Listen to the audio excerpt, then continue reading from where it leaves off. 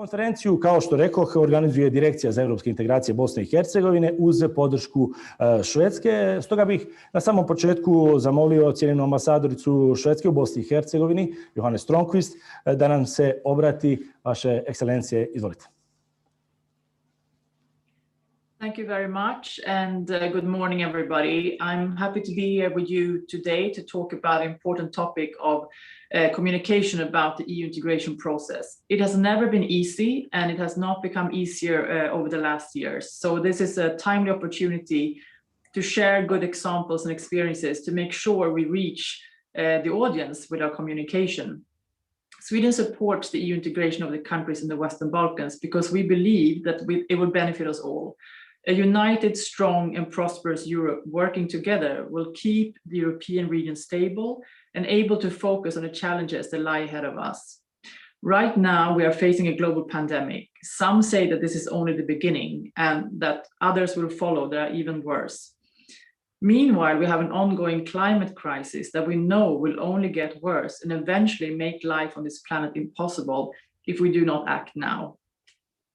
Sadly, we also see a global decline in democracy and an increase in hate speech and in disinformation.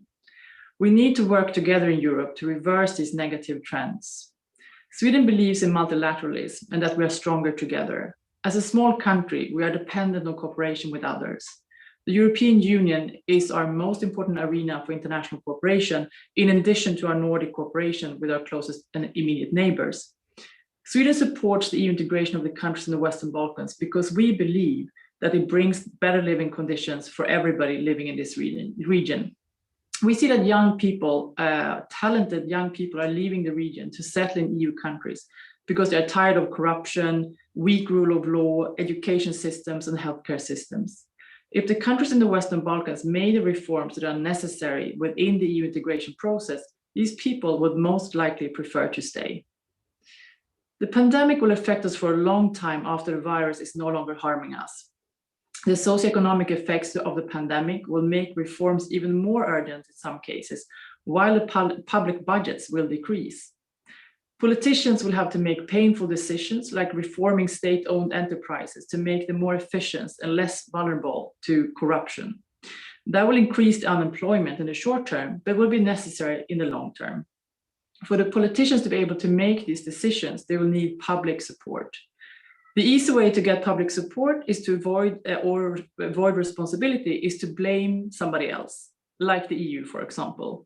This happens everywhere, not only in this region. But that is a short-term strategy. To convince people about the necessity of reforms, transparency is the only way. It has to be clear what potential sacrifices EU integration will require in the short term and what benefits it will lead to in the long term. And if politicians are not convinced about the benefits themselves and therefore cannot communicate about it, independent media and civil society must play that role.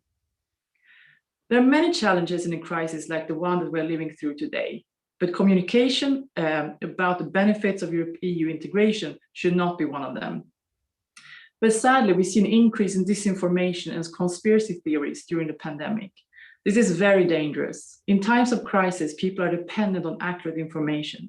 Both authorities, media, and civil society have a role to play to make sure that disinformation is not spread. We need to support efforts to regulate media and to secure free and independent media. It must be clear to the population which news outlets are independent, following ethical standards, and which ones are only megaphones for political one-sided messages.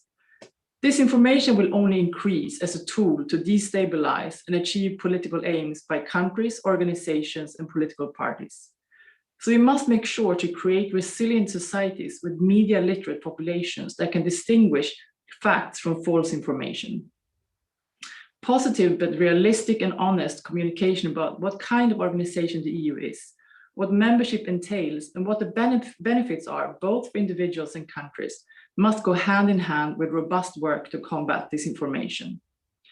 This can, in my view, only be done in partnership between the EU, its institutions and member states, and governments and other responsible politicians, as well as media and civil society in the aspiring member states in the Western Balkans. We must all make sure that the population is getting accurate information. Based on that, they can make informed decisions about what they want.